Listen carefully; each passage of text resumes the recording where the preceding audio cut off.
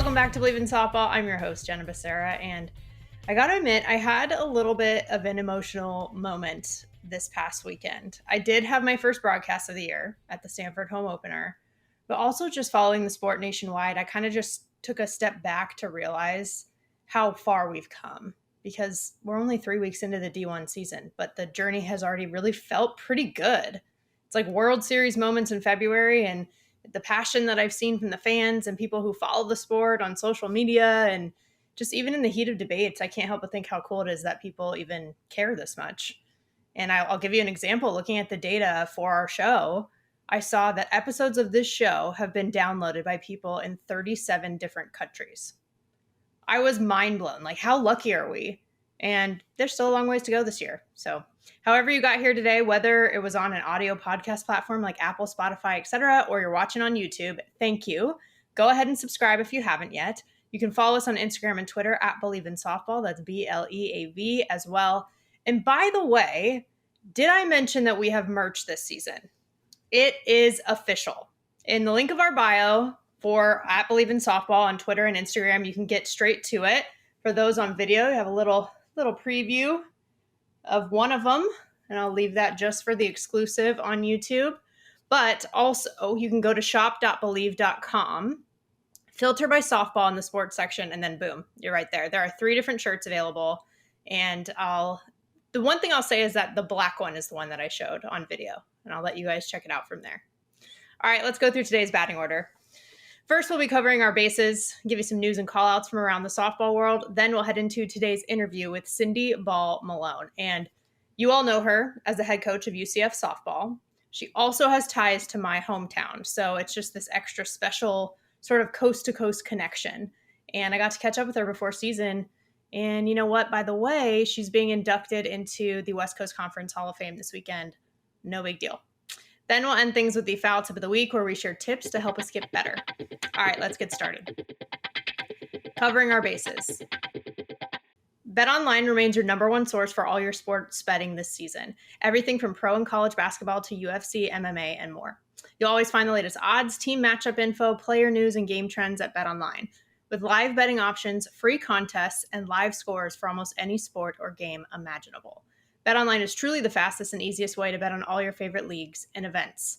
Head to the website today or use your mobile device to join and receive your 50% welcome bonus with your first deposit. Make sure to use promo code BLEAV, that's BLEAV, to receive your rewards. BetOnline.ag, where the game starts. And where I'm going to start today first is in the pro section of softball. The WPF Texas team details have been announced. Their name? Texas Smoke. And it is the first Major League women's team located in Austin, Texas. And I feel like the barbecue at these games is just going to be fire. So we have that to look forward to. Also, head coach, friend of the show, Tori Tyson, has been named. And she's one of only a handful of guests that we've had on the show more than once, actually. We had her on a panel back in season 1. We had her just solo last year in season 3. And so we all know she's the head coach at Howard. She's also the first coach of a pro fast-pitch softball team to come from an HBCU, a historically black college or university. And she was actually an assistant as well in the Chicago Bandits in the NPF before Howard. And this makes 3 of the 4 head coaches in the WPF women, which is pretty cool. So we're coming off Black History Month in February. We're going into Women's History Month in March. This feels like a really cool, tangible way to celebrate, but also an example of how we can make an impact like this all the time.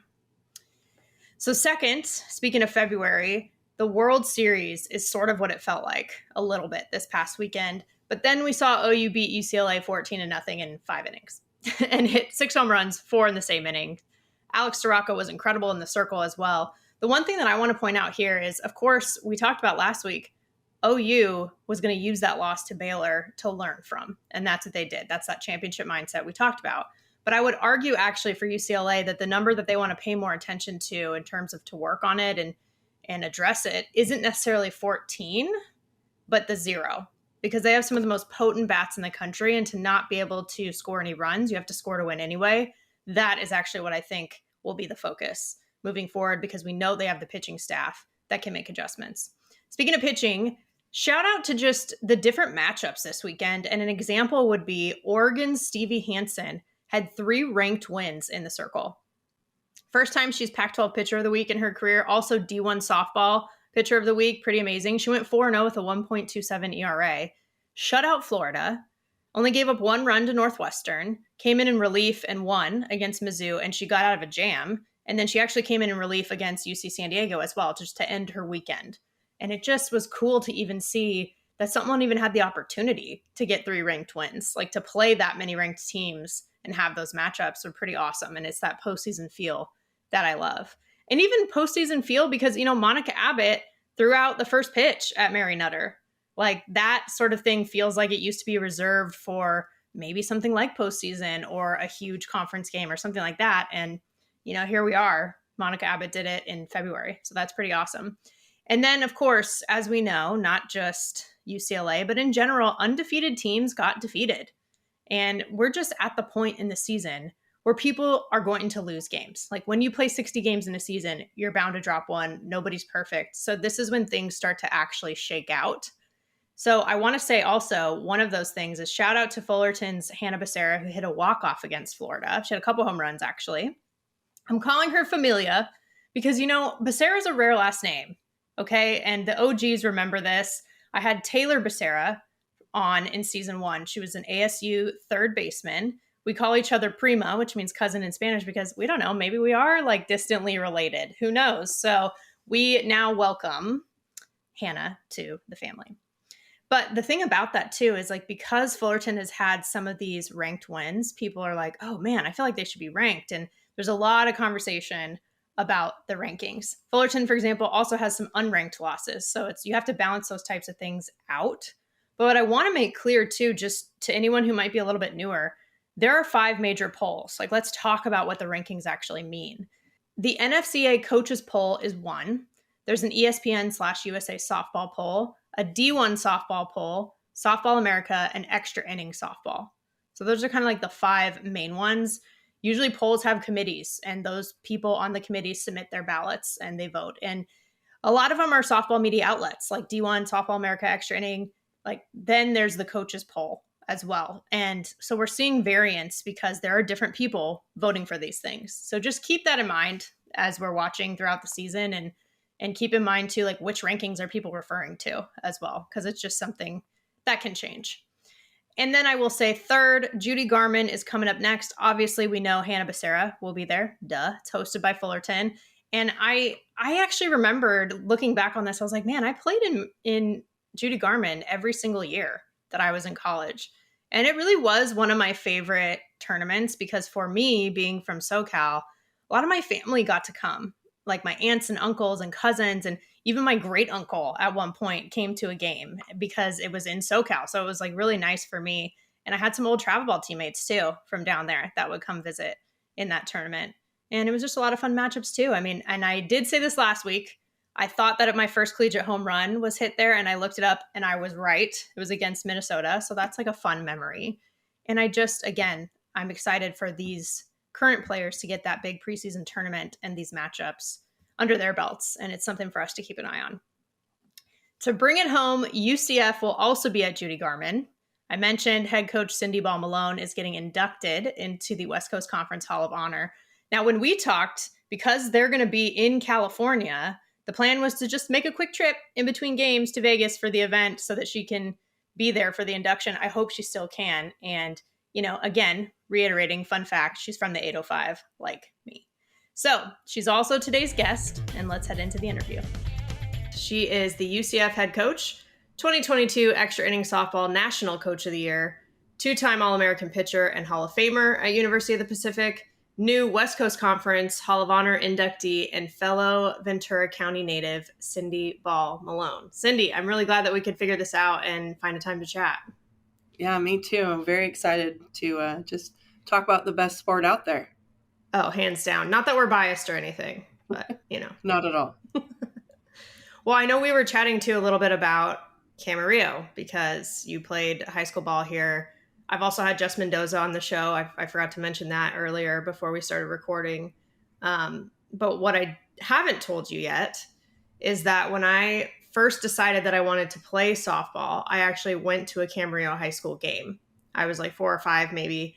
And I saw all the girls playing, thought it was awesome. And I just turned to my dad and I was like, Daddy, I want to do that. And now looking back and doing the math, you and Jess were both likely playing in that game, which is pretty cool. Full circle. I think you got your age wrong. You're probably closer to like 12 or 13 because I'm not that old. So yeah, you're right. My bad. That's on me. Yeah. No, that's so fun. You were probably playing with my little brother and sister if that's the case, because they were about the same age out there watching us. Awesome. So yeah, that's fun. That's super cool. Yeah, I'm excited to talk to you for many reasons, but I just love when there's like that personal connection too. It makes it even more fun. For sure. That's what's so cool about this sport too. All the connections. Even though it grows and it is growing so quickly, it is still kind of like a small world at the same time, which is, I don't know, it's fun. But I have to ask you too, what beaches do you like better, California or Florida? I like the Florida beaches, especially on the west coast of Florida. I'm sorry, Callie. I know you'd never forget where you come from, but when you step into that warm water of, the Gulf, like over by Sarasota or Clearwater, nothing beats it. So, I'd have to go definitely with the West Coast. Even the East Coast, the waves are pretty big and it's a little cold, but it's nowhere near how cold it is in California.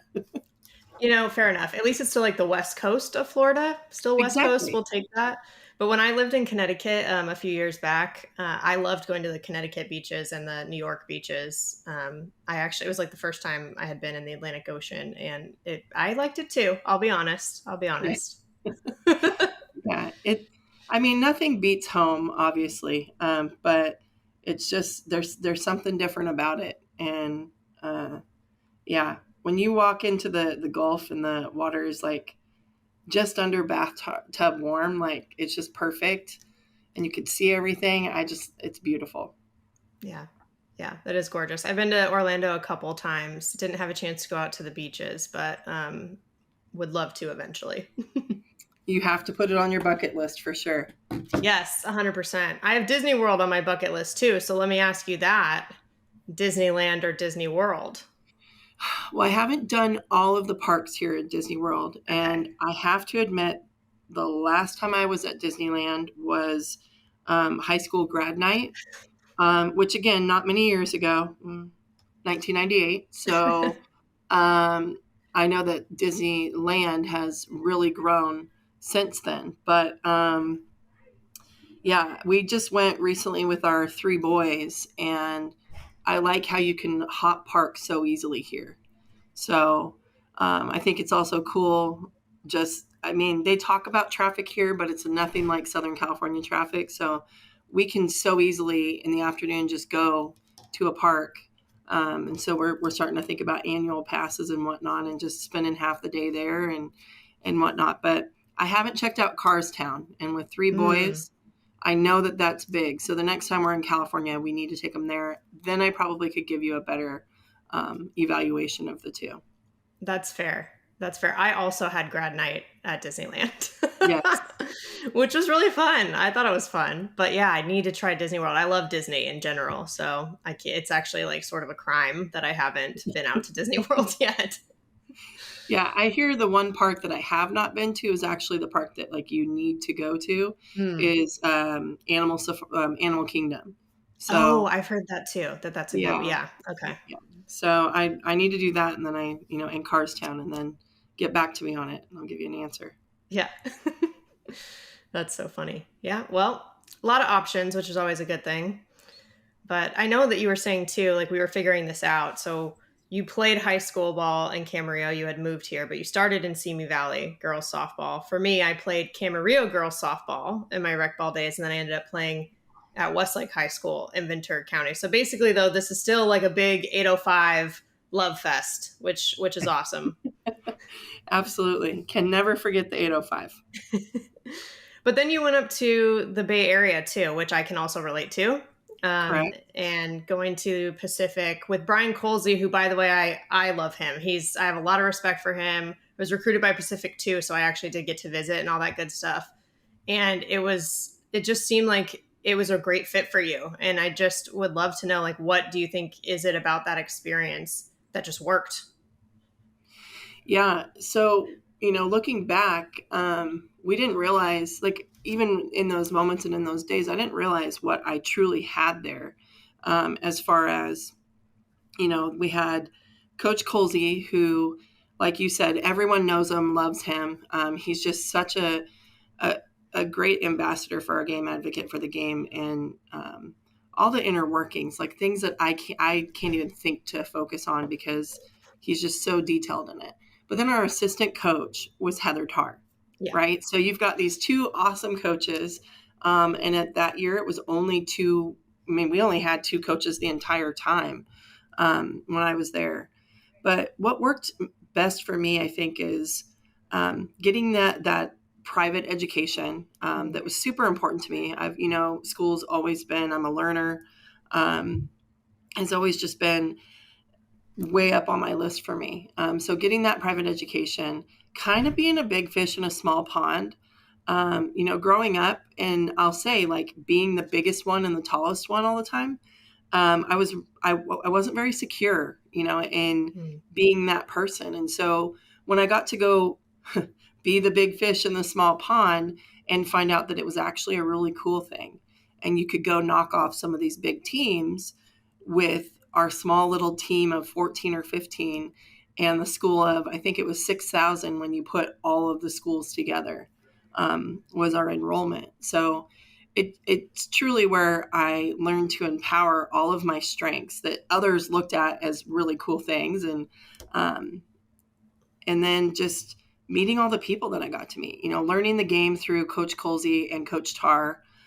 We got to work together with USA this past summer, and it was kind of like our reunion, 20 years now of being together, but it felt like we had never been apart. So it's really brought me to, like, who I am, not only on the softball field, but just, being able to be strong and resilient in everything that I do. And I even think about moments I learned there at Pacific in Stockton, California, that helped me raise these three little human beings on a daily basis. So How freaking cool is that? Like, you talked about your reunion with Heather Tarr and Colsey, but also you were an assistant coach with them after your playing career too, right? So it's like you reunited as coaches too. Like, that's so cool. We talked about, like, this small world that softball is, but that is awesome. yeah, it is a lot of fun. It's crazy because though I'm, on the coaching staff with them at those times, I think I'm still in my brain. They don't do this, but I think I'm still like the pitcher and the player, on the team. And so it's funny how, they'll still parent me, and I love it. Like, I want them to do that. Right. And I always look to them for those things. So it's fun to still, they still let me play, if that makes sense. But yeah, no, this past summer was awesome. And to be able to win the gold medal, the way we got to in Canada Cup was fun stuff. It was a lot of fun memories created again. Yeah. Well, and that's the thing too, is I don't know if maybe in certain circles, yes, but like more largely, if people really realize the coaching tree that was under Brian Colsey and has been over these years. I mean, it is insane, like how many people have gone through that program and whether it played there and then also coached there and then sort of like learned the game and refined their chops and everything, and then went on to do and still do amazing things. Like, I think about you, I think about Gina Carbonado, who's also the head coach at Santa Clara. I think you're the two that have your jerseys retired at UOP. Is that right? Yes. Wow. You've got all your Pacific history locked down. That's awesome. Well, it was really cool because I got to go visit. Like I said, I got to go to Stockton. I actually visited, I think it was an unofficial visit, the same weekend that I visited Stanford, just doing like a Northern California trip. And at the time, speaking of coaching trees, the assistant coaches were Laura Severson, who was a Stanford alum. She was a pitcher. And then Mike Candrea's son. So I got to meet that staff. But then UOP was playing at Stanford that weekend, like the next day. So I had visited both. And then the next day they were playing each other. And I was like, I told my parents, where do I sit? Like, I'm being recruited, like, what am I supposed to do? So I remember sitting exactly behind home plate just to make sure that, like, when Coach Colsey waved and said hello, I waved to him. Coach Rittman, same thing. And it was, totally neutral as possible. But I definitely did, the research because I had obviously known that folks like you had gone through the program and seen success. Yeah. No, that's fun. Always battles against Stanford too, I'll tell you. Yeah, one of those things where it's like, yeah, you're in the Bay Area, so you play pretty much every year, play against each other. Like you played against Mendoza, right? Like all the time because of that. Yeah. Sometimes like four times a year because we'd end up in the same regional every year too. So yeah. Exactly. That's awesome. But then now hearing that from your experience too, you're going to be in the West Coast Conference Hall of Honor.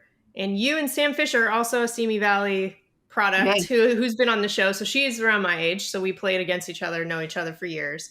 But you both are the first softball players to be inducted. That's amazing.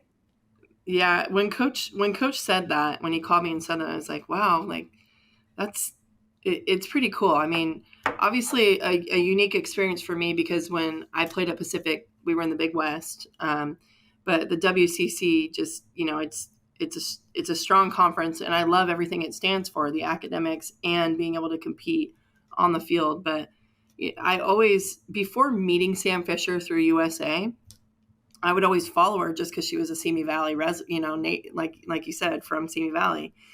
And so to be inducted in the same year, it's just, again, crazy how the circle kind of comes around in this sport. And, she's so fun and just bubbly and charismatic and also can play the game at a really high level. And so I think those people are the ones that just continue to make this game as awesome as it is. So it's going to be fun to be able to be out there with her. Interesting. It's going to be an interesting weekend for us because we ironically play in California that weekend. So we're going to drive up in the middle of the night and be at the event in the morning and then fly back because we have games on Friday night and Saturday night. So it's weird how it all worked out. Yeah. Well, meant to be, but also sort of feels like that travel we're all used to from our whole lives with softball, meaning like, of course you have to fly, like drive in the middle of the night and fly the next day. Yes. So, but I'm looking forward to that and representing the 805, like you said. So it'll be fun. But to have two softball people for the first time, well, they're starting to get smart over there, I guess. They're going to start to get more in there. They're catching on, apparently. We already knew, but yeah. Yeah, no, that's really, really cool. I think it's cool to just see. The thing about it, too, is like with coaches, just because you're a really good player doesn't mean you'll be a good coach, And so when I see someone like you had a lot of success in their playing career, but who can translate that to being a coach and being in that role, I really love to see that, because then it's like our own are out there leading our teams, so, and obviously having that sort of training under Brian Colsey and with Heather Tarr and all that stuff is super helpful. And now you're building your own staff at UCF and have been for the last several years. And another guest of this show is joined this year, which is Jen Salling. And so having an Olympian on the staff is super exciting, but just what do you feel like she brings specifically to this program that you're excited about this season? Well, she definitely brings, we all kind of are on the same page because we had the same upbringing. And what's neat is her upbringing came at a different time under Coach Tarr than mine. So Coach Tarr, even as a coach, has grown and developed. And I remember when I was on staff at Washington, she would do something. I'm like, dang, why didn't you do that with me when I played? And I remember she said, Bear, can I not grow and get better? And I was like, yeah, you're right. Yeah. So Jen knows what I expect at the level that I expect it. And that's the first thing that, just having that, I don't want to say comfort, because I don't want you to think like, oh, we just settle and whatnot, but having that confidence and kind of that familiarity is really important, to just like tackle things and move on, right? The thing that Jen brings that I'm more of like, let's do competitive skills. Let's get in it. Let's get after it. Jen is so deliberate at development, and it's something we need and I don't love, right? Like, I know that we need the discipline part of it. I love development, but the everyday grind, like in the cages, I'd rather do that in the bullpen. Like, I love, the hitting side of things. I think I do a decent job of the way I see things. But I do not love the grind in the cages.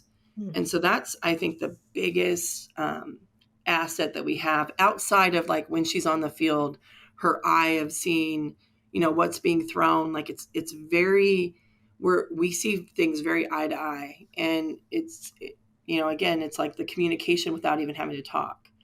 And then she challenges us. Like, I'll be like, oh, we're going to let that one slide.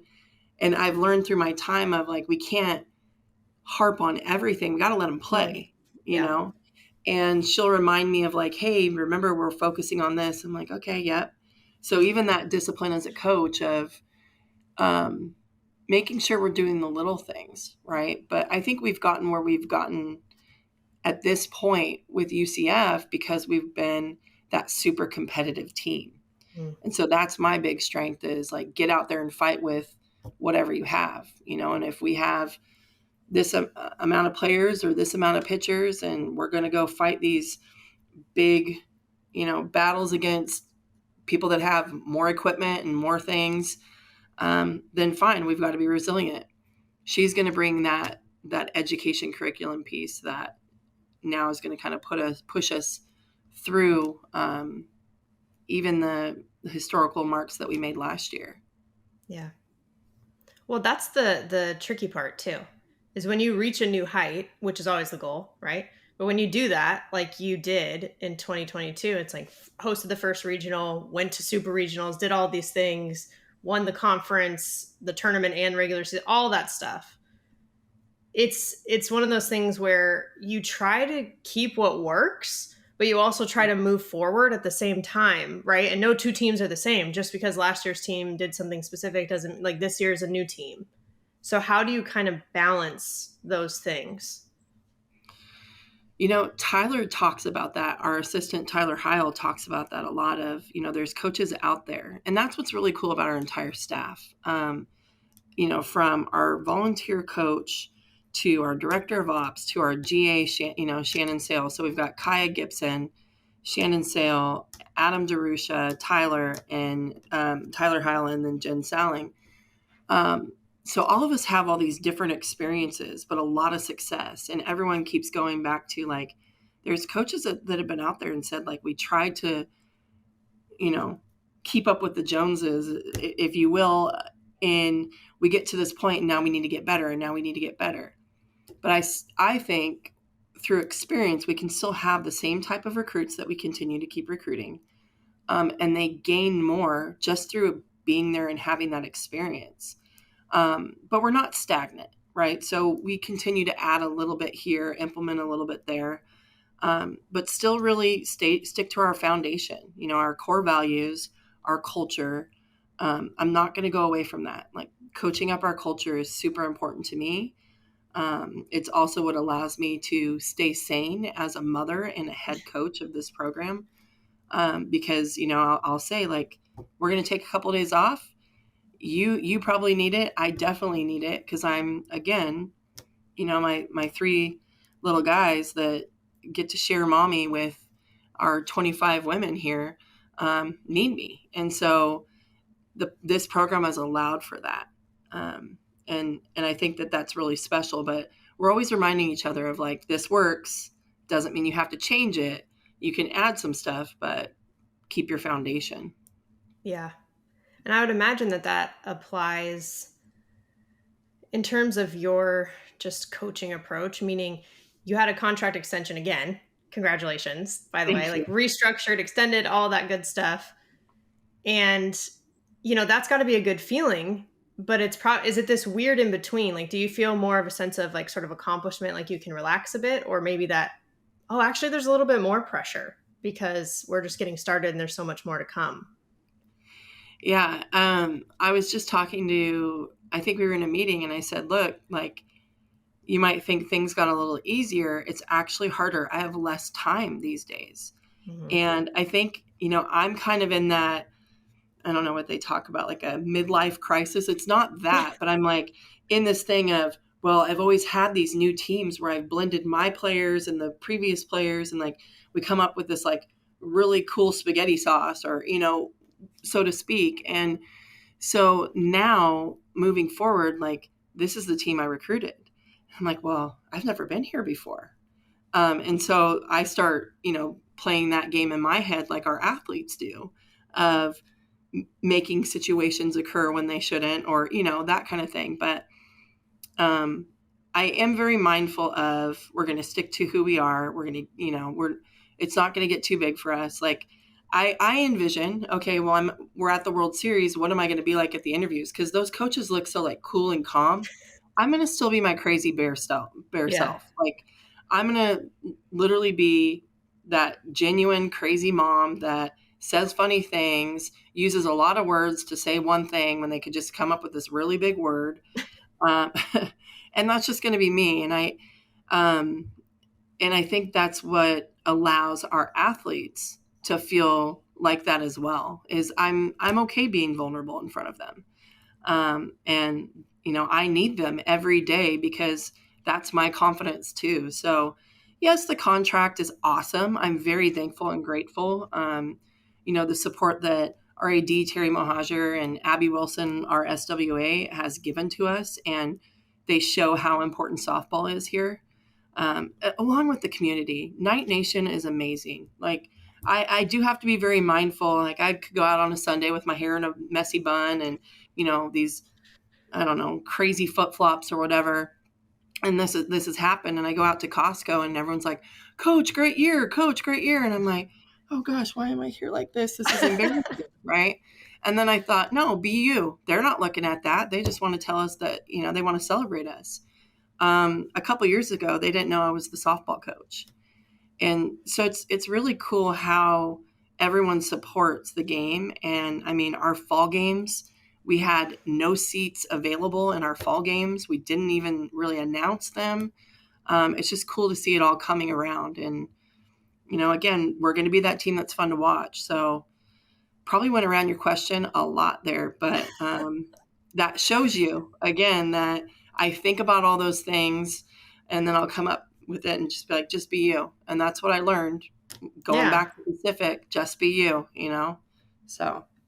Well, and it's important. I think it's easy for us to forget that coaches are humans, like are people. Especially like you said, you're like, wait, Coach Tar, how come you didn't do this for me? It's like, well, I evolved too, just like the players do, right? And I've that's sort of like the gist that I'm getting from you is that being yourself and then letting yourself evolve, but then having some fun while you do it too. I have seen some like funny things that like the team has done. You guys seem like you're having fun. I think, what was it? I saw like a pose challenge where all the coaches were reenacting like the players' Instagram photos and on TikTok and stuff. And it was hilarious. Like, I think that element is so important. It is fun. I would say that, excuse me, our two men on staff, Tyler Heil and Adam Jerusha, are probably the stars of those TikToks. They definitely go out of their comfort zone and do whatever, is required to help the ball club. But yeah, it's a lot of fun. And it allows us to be young. I mean, I learned different phrases, we're in the bullpen and I'll hear something on the radio. I'm like, is this bad what we're listening to? What does this mean? And they say, look it up on Urban Dictionary. And literally I forget what the phrase was, but it's basically like you're succeeding, you're going.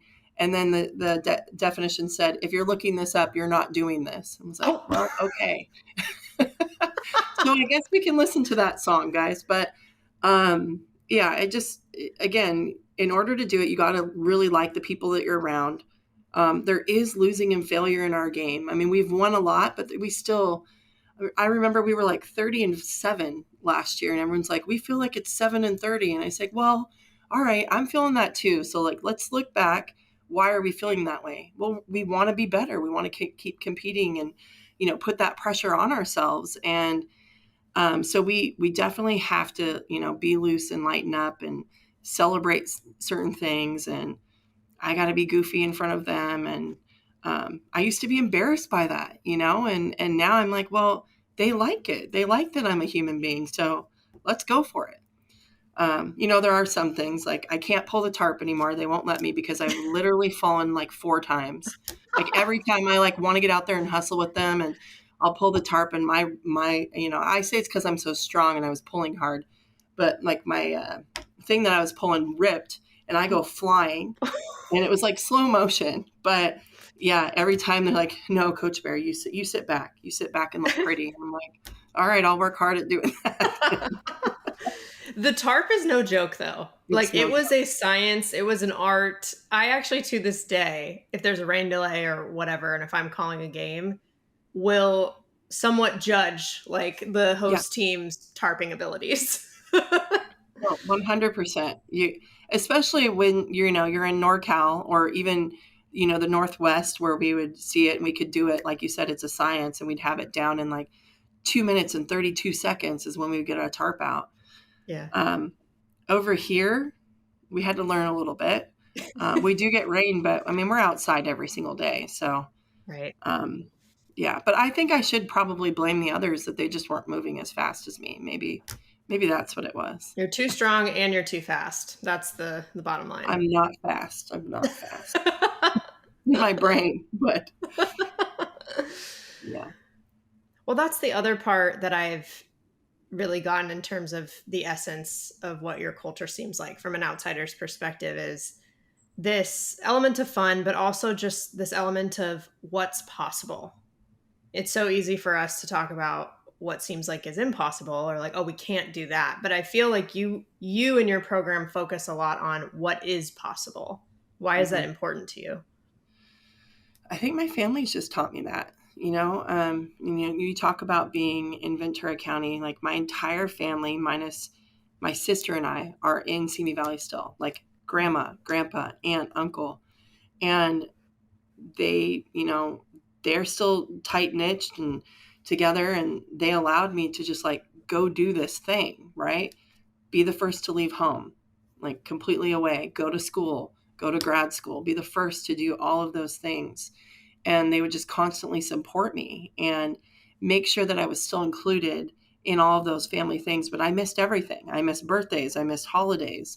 I still do to this day. Like my kids will make things for them, and I'm, off recruiting or whatnot. So I think that's really, started it. And then it's just these really amazing women that come together and actually like, when you talk about leading, like leading is literally having people follow you, right? Like people want to say like leading is this, leading. It's literally people following you. That means that you're leading, right? And there's more to go into it. But these awesome women just, they'll hear me say something and they'll buy in. And they make me want to be the best version of myself. Like they keep me on my toes because I'm like, all right, they're doing this, it's working. Like, shoot, I got to find more.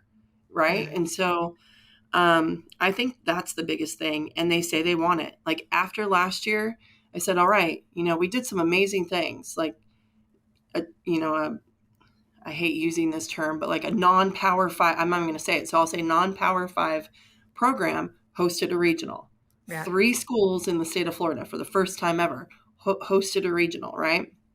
And then we make it to super regionals. And I think too, like that's tough that, the opponent that we face, like if it was another opponent, people say like, well, what if? And I'm like, yeah, well, what if? But we hadn't been there. So we didn't know what it looked like. We didn't know what it felt like. We didn't know what the atmosphere was going to be like. And now we know. And our women said, well, we want to host supers now. It's like, oh, well, we could just do what we did last year. You just listed off all the things we did. And I'm like, well, I forgot we did all that stuff. That was a lot. Yeah. Really, like we sat back and like, you look at all of the accomplishments, holy cow. And they said, no, we want more. And I said, okay, like I can do that. I can coach either way, you know? And so the fact that they wanted more was like, wow, you know, they want it. And so they make what's possible. Like I may come up with a plan, but they execute it, right? Our staff may come up with the plan together, but again, those incredible women execute it. Yeah. And they just allow me to, you know, be able to lead. And it's a really cool feeling, awesome feeling. And they'll also tell me when like, oh, remember you said this, or, you know, they keep me on my toes and they definitely hold me accountable. And then they remind me to be a human being too. So yeah, it's what's possible now is turning it into a reality. And that's what this year is all about. Yeah. Well, you know, you touched on something too, which is like, I don't like to say, I know what word you were thinking. And I think people have sort of, and I'll say it just once for the listeners to understand what we're talking about, and then we can leave it in the dust, but mid-majors. Mm-hmm. And some people have kind of said, yes, UCF is sort of like bearing the flag and leading the charge for that part of college softball. But the what's possible piece, like that entire thing is just about how that doesn't really matter to a certain degree. And so now, though, that you guys are also going to be moving into the Big 12, which will be a Power 5 conference, are you thinking about those types of things, or are you really trying to more just like let it go and not think about it too much? Yeah. So in my role, I have to have that, you know, vision ahead, and still try to remember to, you know, be where my feet are. So this year is an opportunity, our last opportunity to win an American conference. Right. And so that's how our team has talked about it is, look, like I could be the first team to have the last opportunity to win an American conference championship. Moving forward into the Big 12, we're going to be who we are, right? We're going to continue to do that. I think the struggle will come with now of, you know, and even will come this year. We're going to have it. Like people underestimated us sometimes last year. Yeah. And so what we talk about a lot is like, hey, like you're going to get everyone's A game, because that's what happens. You know, like a midweek will occur and you're playing against a team that, you know, we maybe like on paper you're supposed to, you know, beat them. Well, those guys are like, we have nothing to lose. Let's go for it. Yeah. Right. They have no fear at all. And so those are the battles that you're going to have and are going to occur. And still, I love this, but those people out there that are not a part of Night Nation, they do not want UCF. They do not want to see UCF succeed. And I love that, because we are definitely the disruptors. We continue to disrupt whatever, you know, that thought is, as a whole athletic department. And so I love that, you know, that keeps our like blue collar kind of underdog still alive, because I think that's who we are. And I don't want to lose that, but you know, we're going to still have, I guess, that respect, if you will, as we continue to keep moving this thing forward and move into the Big 12. Really excited for the Big 12. You know, just as far as like the places we'll play, the opponents that we'll play against. But again, I look at our schedule, I'm like, well, our schedule is pretty tough all the time. So I'm hoping it'll be a good transition. Yeah, your 2023 schedule is no joke. That is for sure. Very impressed. What is it, like over 20 games against like Power 5 schools anyway? Like if we're going to be using labels, you know, like that is... But that's to your point, like you said it earlier, this sort of one of the defining things about the program is like being competitive like that. Like you want the challenge. And it's interesting, like you also said, you touched on it, which I think is really important. This element of like being that disruptor, maybe even the underdog, and sort of using that chip on your shoulder, but then also now having to deal with, but we also have a target on our back a little bit. And so this is such an interesting place to be. So those are the new challenges then that come as you still grow and go further and further. Yeah. Yeah. I think it's just a little reminder, right? Like, we talk about, I don't know, our girls talked about it the other day. Like, I'll typically tell the story of like, who stole your bike, right? And no, that team over there stole your bike. And then the next week, no, but I think it's that team. But coach, you told us it was this team. No, I think it's this team now. And so I normally tell that story to the team every couple of years. And one of our players told that story. And I was like, whoa, okay, I got to up my game, man. They're taking my content.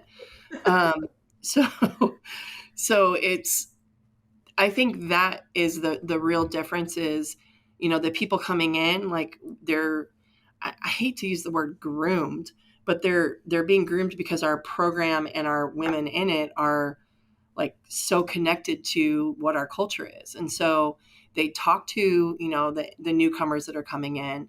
When they're here on their official visits, they all become these like sisters and best friends. And, they're asking them all like, what's going on this time? Wait, what's the conditioning test? What's this? Right. And so they're all getting that information prior to coming in. And I think that's a big part of growing this system as well. So, yeah. Yeah, definitely. And you've mentioned this a couple of times. You've referred to yourself as Coach Bear. Yes. And for just our audience, can you explain where did Bear come from?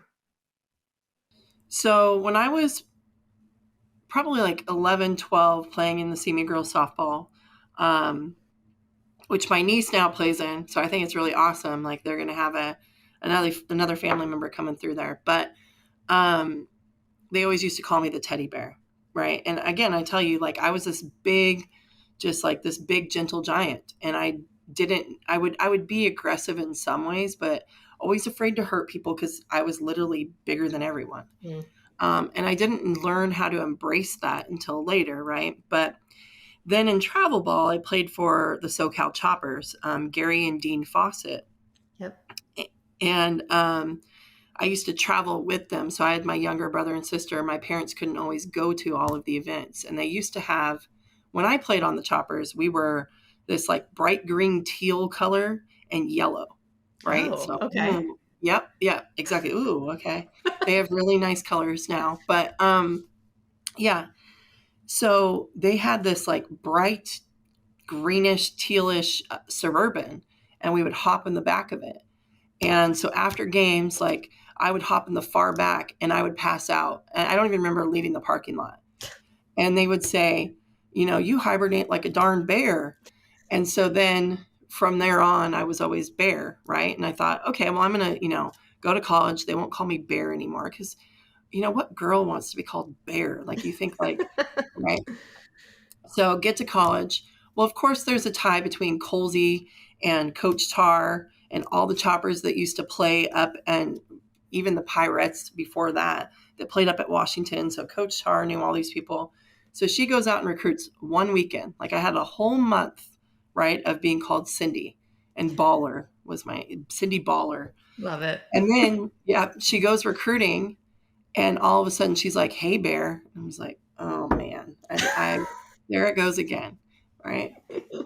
So then fast forward to my coaching career, and I'm a junior college coach, and I'm like, nope, they're going to call me Coach. That's my name. Coach Tar calls me up, says, hey, we want you to come coach at Washington. Get up there, introduces me to the team for the first time. This is Coach Bear. I cannot get away from it, right? So she introduces me to recruits that way, coaches that way, all that. So I was like, all right, let's go with it. And now I don't answer to anything else. So literally, our new AD, when he got here, I think he called me Coach Ball-Malone. And I was like, nah, you just call me Bear. It's fine. Yeah. Like, I don't Ball-Malone. And even if you just say like my actual legal name, Malone, I'm not going to turn around. So I've embraced it. I love it. That's what I answer to now. And I think they like it too. I'm just a fun bear or an angry bear. They call me Mama Bear. They add some stuff to it all the time. So I love that about sports, like the nicknames. And it's extremely rare for any of my old teammates, especially in college, to call them by their first name. Like, that's weird, Yeah. like their actual, like, Yeah. given name. Who does that? Like, for me, everyone calls me JB. So I if was going to some, ask you what your nickname was. yep, Okay. yep, it's JB. And that started like before college, but lasted into college as well. And it first started because there was another Jenna on my team. And so it was Mm-hmm. just JB. And then they just started calling me that in college, and I had a necklace with my initials on it too, so that probably contributed to it. But I remember when Stanford was recruiting me, Coach Rittman had asked my travel ball coach at the time, which I played for the Raiders for Phil Bruder. He was like, Uh-huh. can I see Jenna Becerra pitch? And Phil was like, who? And he was like, Jenna Becerra. And it took him a minute, and he was like, oh, JB. You mean JB? Okay, yeah, we'll put her in or whatever. And it's just, anyway, so hearing you talk about Bear and where that came from, like, I just kind of love that sort of stuff in sports. Yeah. Yeah. I think Phil's coaching out here now. Is he? He I was is. I just think, talking to people wondering, I'm like, what's he doing these yeah. days? I think Yeah, he's got a 14 under team or something out here. Yeah. that's awesome. Yeah, Yeah. I'll have to call him up at some point. But I think the thing with the Bear nickname, though, is I know you said where it came from was more so that you were like gentle and you fall Mm-hmm. asleep, all that stuff. But I feel like bears can be fierce when they have to be, Mm-hmm. And like, you were a pitcher, right? And I think that mindset's important. And this reminds me of a quote that I saw that you have said before. I think recently at an NFCA coaches clinic, you said, pitchers are our queens. We want our pitchers to be empowered, confident, bold, humble, purposeful, and so much more. It's not easy being the queen. And I thought that was really well said, but also interesting because you said confident and humble in the same sentence. Mm-hmm. How do you be all of those things at once? It's tough. There's some out there that can do it though, but you want that, and you might have to bleep some of this out, but you want that pitcher in the circle that's, got some piss and vinegar, and is ready to go, throw some bows, but then that pitcher that requires some of those high maintenance things, but also realizes she's nobody without her nights. Right. And so that's that whole thing. And we have them on our team currently.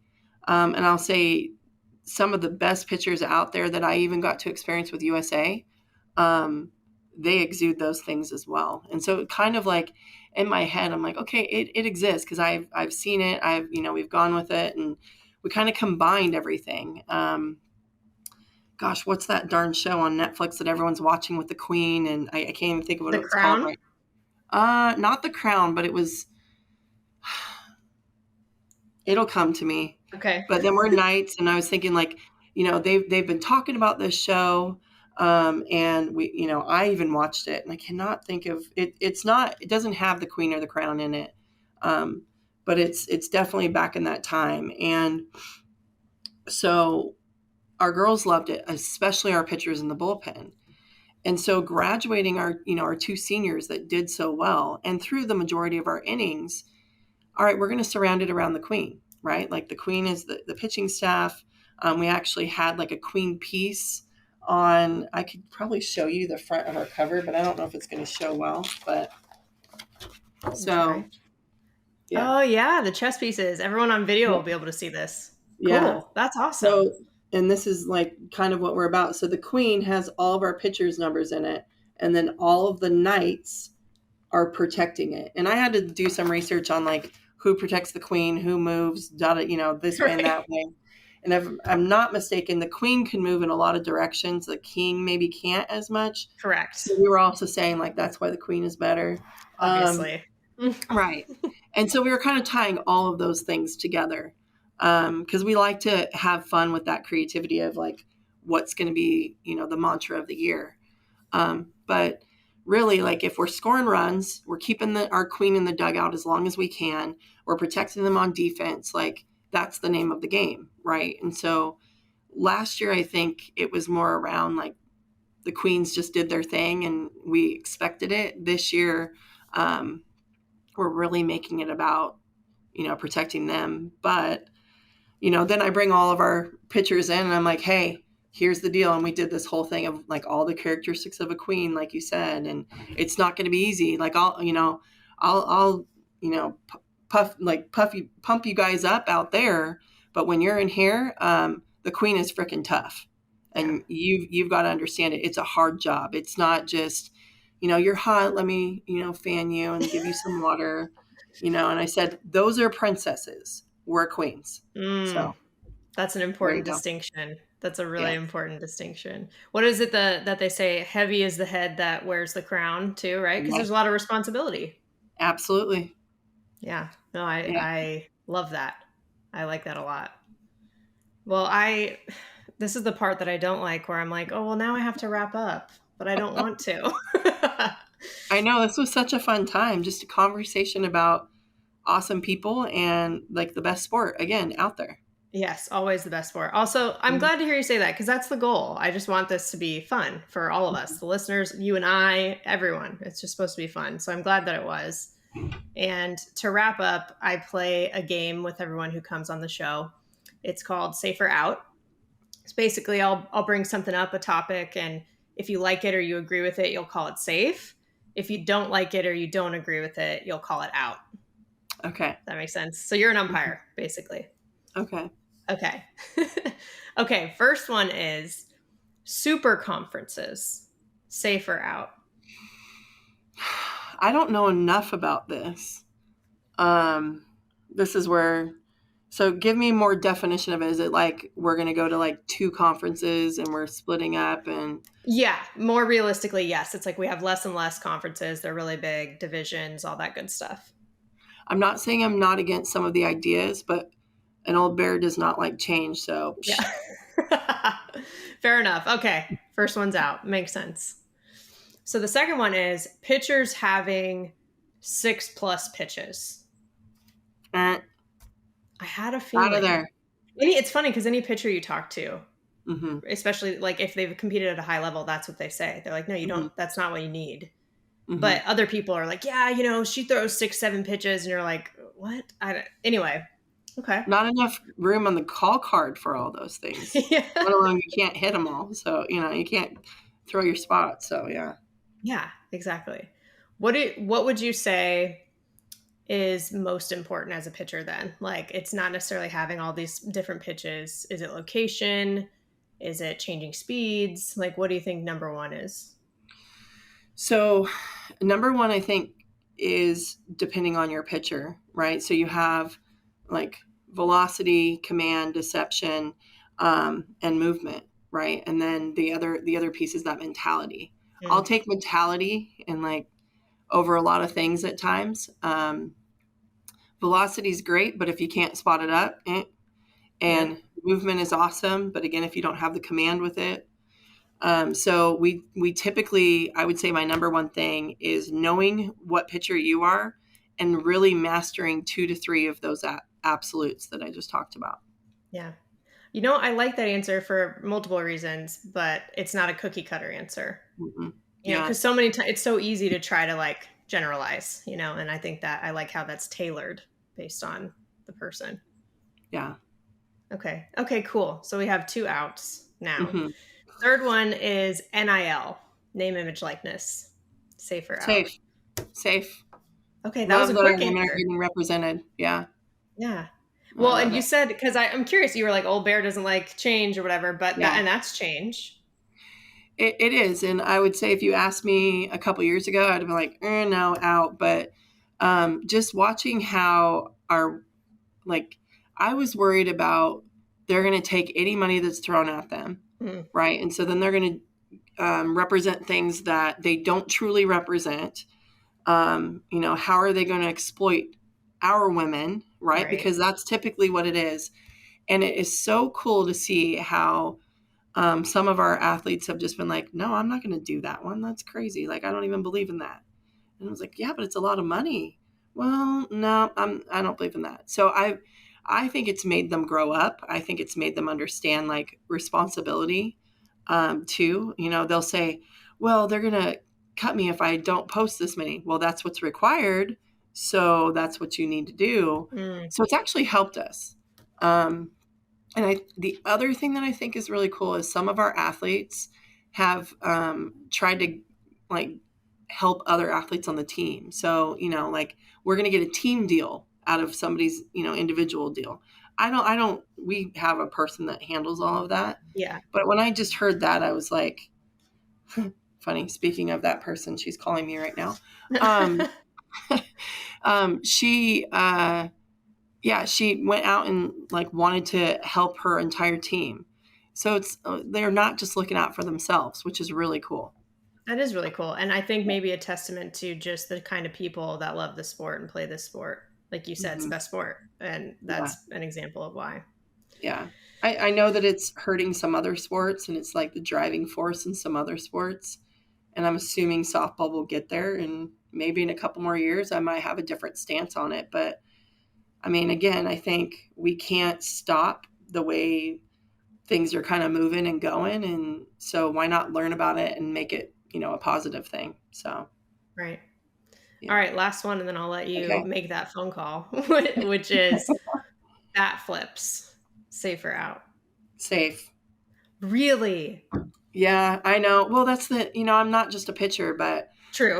Two-way. I don't know that I would say safe back in the day. But one of everyone knows our bat flip queen, Shannon Doherty, is literally the most humble servant leader on our team. And when she goes big, she celebrates.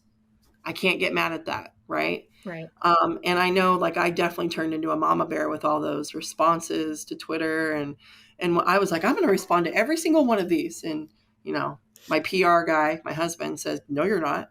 Turn your phone off.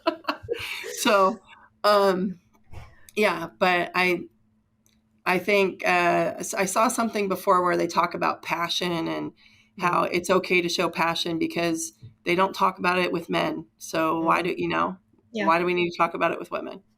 Like we should be able to show that just as much. The way you just described it too is it doesn't sound like she's bat flipping for herself. She's bat flipping for what was done for the team. It happened to be her. Right. But like I feel like that's an important distinction in all of this as well. Oh no, very true. She's not bat flipping every hit that she has or, it's the ones where it's like, okay, we just won a game, walk off. Right. That's a big deal. Yeah. Yes. Yeah. So, yeah. And I know there are other women that have done it in the game. And I know that people look, poorly against it, but I think we should be celebrating our women being able to do some cool things and not differentiate. Right. So. Yeah. Yeah. Very fair. Celebrating women, always a good thing. Always. I think we agree. Yeah. Well, thank you, Cindy. This was super fun. I mean, if you would have asked me when I was a kid, if I'd be having this conversation with you while I'm in Camarillo visiting family and I can look at Camarillo High School right now, I wouldn't have believed you. But this has been a really cool, just sort of full circle moment. And I'm excited for the 2023 season for all that you guys will do. Yeah, thank you. And likewise on all of it. Thanks for bringing a little piece of home back over here to the East Coast. Always happy to. How cool is Cindy? Like, she's just been on my list for a long time for a lot of reasons. And I think this conversation is a great example of why I love doing this. It just feels like time well spent to help tell these stories. So with that, let's transition to the foul tip of the week. This week's foul tip is about what could go right. We heard Cindy talk about how she and the UCF program like to think about what's possible. Anything can happen. And I want to reinforce that because I actually needed this reminder lately. I'm naturally an anxious person who tends to overanalyze. And that means that I might overanalyze what can go wrong and how I could fail. But to be honest with you, I've failed way more when I think that way versus when I think about what can go right. Someone's going to get a hit. Someone's going to make a great call on a broadcast. Why not me? That's what Baylor said when they beat OU, right? Like, why not us? So it's sort of that cup half full versus half empty concept as well. It's just thinking about like, what are the tools that you do have? to reach your goal in the moment. And, manifestation is real, right? We've talked about that before. The WPF commissioner, Lauren Chamberlain, even said it when the Texas Smoke team was announced. She was like, yeah, me and Tori Tyson spoke this into existence for this organization. So it's about visualization too, like literally imagining yourself being successful or accomplishing your goal to help it come to fruition. Because you are what you think. If you think about succeeding, you're more likely to succeed. If you think about failing, you're more likely to fail. Like that is how it works. And I'll say, I did not visualize enough when I played in college. But I do remember my teammate, Missy Penna. She was a senior when I was a freshman. She would be visualizing her pitches before games, sometimes in the corner of the dugout with her eyes closed. I didn't understand what she was doing at first, but she was visualizing. And she would especially talk about like doing that with the changeup because she used to tell me, this one's tricky. This one takes a lot of concentration. So she would visualize herself executing it well. And you know what? She was one of the best pitchers I ever played with. And her changeup when it was on was devastating. So must have worked. So that's it. Think about what could go right. That's the foul tip of the week. You've been listening to Bleav in Softball, part of Bleav Network and presented by BetOnline. The show is available anywhere you get your podcasts, wherever you listen, including Bleav.com and on YouTube. Subscribe to the show, rate the show, and if you liked it, write a review. Again, follow us on Twitter and Instagram at Bleav in Softball. That's BLEAV. You can reach out to me personally on Twitter at Jenna Becerra01 and Instagram at Jenna Becerra as well. Thank you for being here and catch you soon.